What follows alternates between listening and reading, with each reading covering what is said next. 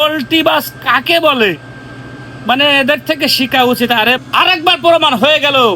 কি প্রমাণ হইলো জানতে চান? কথায় আছে না, খালি কলস বাজে বেশি, সেটার আর একটা প্রমাণ হয়ে গেল।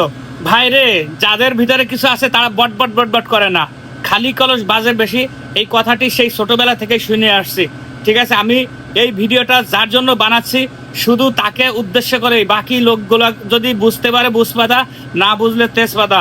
কারণ কি, আমাদের কন্টেন্ট ক্রিয়েটরের ভিতরে এক হিরঞ্চি গাঞ্জাখোর আছে দুবাইতে। সে প্রথমে এই ভিডিও ক্লিপটি দেখুন, তারপরে আমি বাকিটুক বলছি।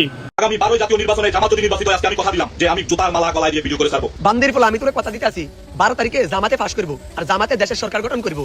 আর তুইও জুতার মালাটা গলার দেওয়ার জন্য রেডি থাক। আমি নিজের হাতে তোর গলার মধ্যে এই জুতার মালা তোরে পরামু, আর 12 তারিখের পর থেকে জামাতে সরকার গঠন করবো।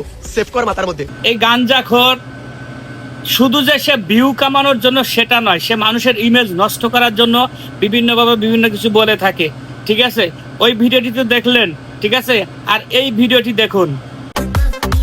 দাদাই করছে বিএনপি, বাপে করছে বিএনপি, তার একমাত্র সন্তান আমরা করতেছি তারেক রহমান আর খালেদা জিয়া, ধানের শীষের বিএনপি। কি ভাই, এই ভিডিওটি দেখার পরে আপনার কি মনে হচ্ছে বলেন? একে কি আমি গাঞ্জাখোর বলে কি ভুল করছি?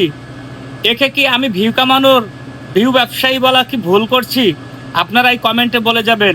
কারণ কি, এর থেকে মানে যন্ত্রণা পেতে পেতে শেষ হয়ে গেছি ভাই।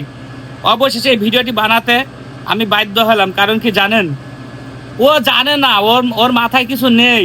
ও হচ্ছে মানুষের কথায় চলে। মানুষ বলে যে এইটা করে সেইটাই করে বসে। ও গোড়ার খবর জানে না, বিএনপি কি ও জানে না। আরে ভাই, আমি তো আগের থেকেই ধারণা করে রাখছিলাম যে যেই দাঁড়াক না কেন, আওয়ামী লীগ যদি মাঠে না থাকে বিএনপি জিতা। প্রমাণ হলো, আর একবার প্রমাণ হলো, খালি কলসি বাজে বেশি। তারেক যে কখনো হেই করবো সেই করবো হ্যাং করবে ত্যাং বলছে।